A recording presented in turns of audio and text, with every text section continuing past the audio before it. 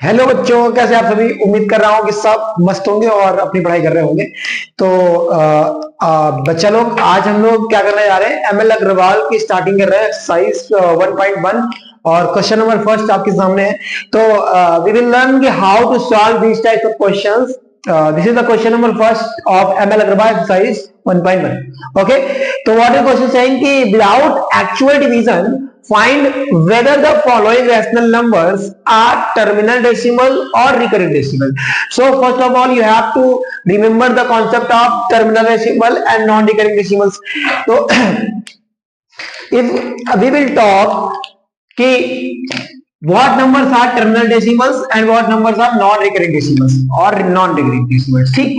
तो अगर मैं टर्मिनल या नॉन रिकरिंग डेसिमल की बात करूं बच्चा, तो टर्मिनल्स क्या होते थे आपको मैं सिंपल से बताता हूं, समझिएगा। जैसे कि जिनके डिनोमिनेटर में बेटा those numbers in which their denominator we can represent in the form of 2 or 5, ऐसे नंबर्स जिनके डिनोमिनेटर्स को या तो हम 2 के फैक्टर्स में या तो हम 5 के फैक्टर्स में रिप्रेजेंट कर पाए, तो उनको हम लोग क्या कहते हैं बेटा, टर्मिनल कहते हैं। क्या कहते हैं बेटा, टर्मिनल कहते हैं। और नॉन रिकरिंग किसे कहते हैं, जिनको हम रिप्रेजेंट नहीं कर सकते, ठीक है। तो अगर किसी का डिनोमिनेटर में 2 और 5 के अलावा कुछ और फैक्टर्स आ रहे हैं, 3 आ रहा है, 11 आ रहा है, 7 आ रहा है, 9 आ रहा है, तो इनको हम लोग क्या कहेंगे, नॉन रिकरिंग कहेंगे। I hope you have to clear your mind. So if we will talk about this question, that is the 13 by 45, so how we will solve?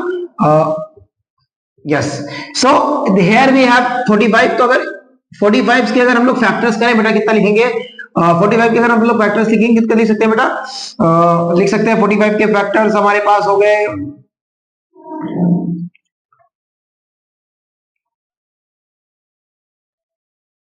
तो कितने हो गए हमारे पास फैक्टर्स, 2 फैक्टर्स हो गए। कितने फैक्टर्स हो गए, 2। कितने हो गए, 2। तो यहां पर अगर मैं कहूं कि 45 की क्या लिख सकता हूं मैं, 45 हैज 3 इंटू में 5, 3 इंटू में 5 इंटू में 5, नहीं एक सेकंड बच्चा, एक second,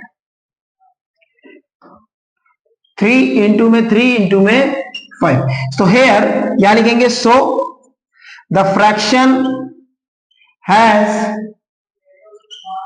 more than 2 or 5 factors, so this is not a terminal decimal।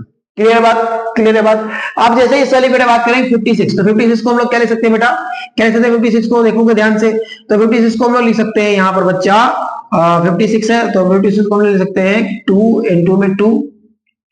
56 के फैक्टर्स आप करके देख लीजिए क्या होते हैं, 2 2 जा 4, 2 8 जा 16, 2 1 जा 2, 2 4 जा 2 7 जा और 7। तो कितने इसके फैक्टर्स आ गए, इसके फैक्टर्स आ गए बेटा 2 इंटू में 2 इंटू में 2 इंटू में 7। इसके फैक्टर्स कितने आ गए, 3। कितने फैक्टर्स आ गए, 2 इंटू में 2 इंटू में 7। तो यहां पर हम क्या कर सकते हैं, so this fraction whose denominator is 56 has 2 into में 2 इंटू में 2 fraction, so this is not a terminal.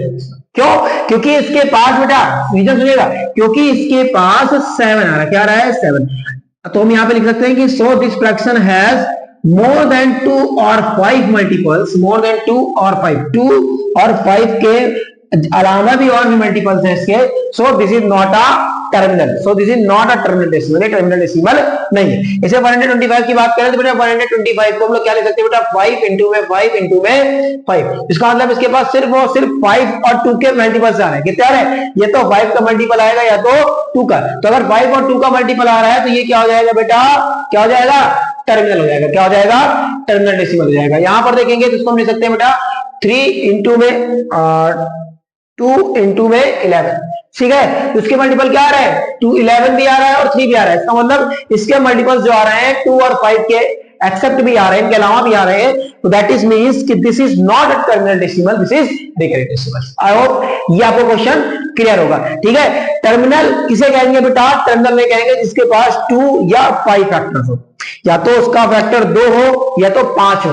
5 मतलब या तो वो 2 से कट पाए या तो 5 से कट पाए, सिंपल सी बात है। दिमाग में रखेंगे कि ऐसे नंबर जिनका डिनोमिनेटर या तो 2 से कटे या तो 5 से कटे, इसके अलावा किसी और नंबर से ना कटे, उनको कहेंगे। सिंपल सी बात है, क्लियर हो गई मेरी माइंड में, आपके दिमाग में क्लियर हो गई है। चलो बहुत बढ़िया। अब हम लोग नेक्स्ट क्वेश्चन की ओर बढ़ेंगे, ठीक है, चलिए।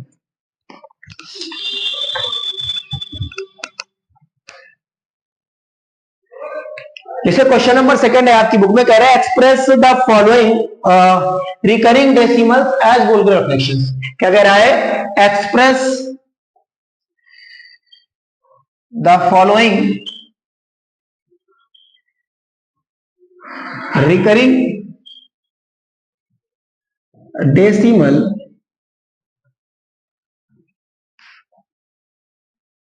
As vulgar form.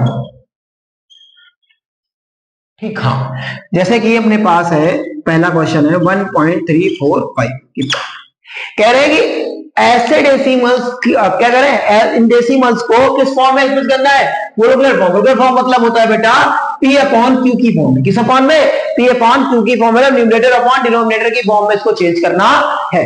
तो ठीक है, हमको क्या करना है, अगर आपको याद हो इसको हम लोग क्या पढ़ते हैं बेटा, 1.34 ऊपर बार का मतलब होता है कि वो जो डिजिट्स हैं वो लगातार रिपीट हो रही है। मतलब क्या हो रही है? लगातार क्या हो रही है? रिपीट हो रही है।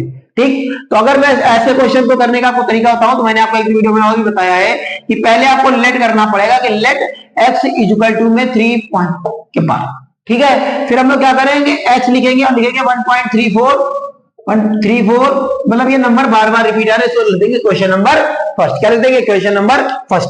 अगर एक के ऊपर सिर्फ एक के ऊपर बार है, सिंगल के ऊपर बार है तो 10x, दो के ऊपर बार है तो 100x, तीन के ऊपर बार है तो 1000x।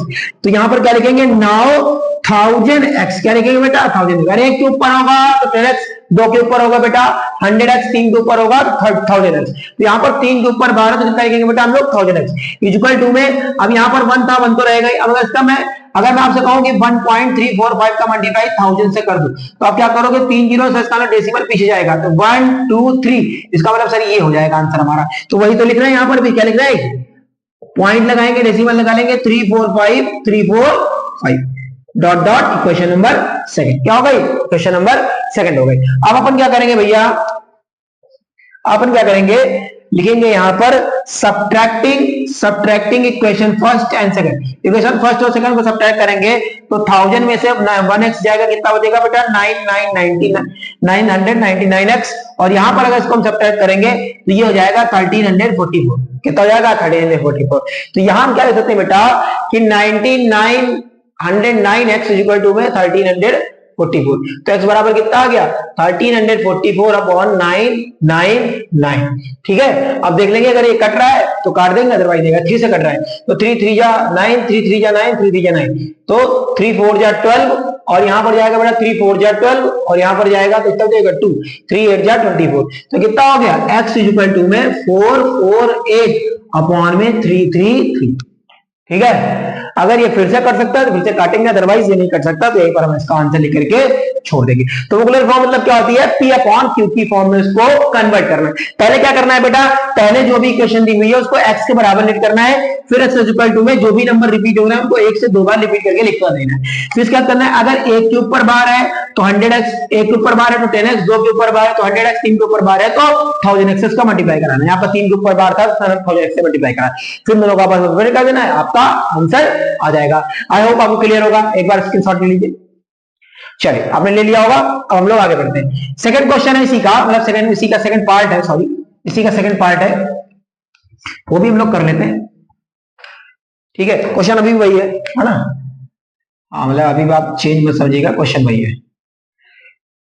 ठीक, सेकंड पार्ट है इसी का, वो क्या कह रहा है बेटा, सेकंड पार्ट है 2.357 बार। ठीक है, 2.357 बार। अब यहां पर भी देखिएगा सेम ही क्वेश्चन है, तो कैसे लिखेंगे बेटा हम लोग? लेट कर लेंगे पहले, लेट x इक्वल टू में 2.357 के ऊपर बार। ठीक है, अब लिखेंगे x इक्वल टू में 2.357 डॉट डॉट डॉट, फर्स्ट आ गया। अब यहां पर लिखेंगे नाउ, अब कितनी बार है? 3 के ऊपर है, इसका मतलब 1000x। कितना हो जाएगा? 1000x इक्वल टू में लिखेंगे 2357, भाई इसका मल्टीप्लाई कराएंगे 1000 से तो 3 डेसिमल पीछे चला जाएगा। वो तो हमारा रीजन ही वही है, इसका मल्टीप्लाई कराने का कारण तो वही होता है ना। अब यहाँ पर बेटा फर्स्ट से फर्स्ट सेकंड सब्ट्रैक्ट करेंगे, subtracting question first and second. Question first और सेकंड को सब्ट्रैक्ट करेंगे, बेटा कितना जाएगा? 9900x, और यहाँ पर दोनों सब्ट्रैक्ट करेंगे कितना जाएगा? 2355। तो अपने यहाँ पर लिख लेंगे बेटा, क्या लिखेंगे? कि 99x 999x इक्वल टू में 2355। तो यहां पर अगर मैं लिखूंगा तो क्या लिखूंगा, x इज इक्वल टू में 2355 अपॉन में 99x। अगर ये कट सकता है तो काटेंगे, अदरवाइज नहीं काटेंगे। क्लियर है बात, समझ में आ रहा है नहीं आ रहा? ठीक। अब आई होप आपको ये दोनों क्वेश्चन क्लियर होंगे। अगर वीडियो अच्छा लगा है, अगर कोई भी क्वेश्चन में डाउट है, इनमें से जितने मैंने बताया कोई भी क्वेश्चन डाउट है तो आप फिर से पूछ सकते हैं। अदरवाइज आप एक बार अगर आपको समझ में नहीं आया तो आप रिकैप करके देख लीजिए। ओके, तब तक के लिए मिलेंगे आपको नेक्स्ट वीडियो में। तब तक के लिए bye bye and thank you for watching.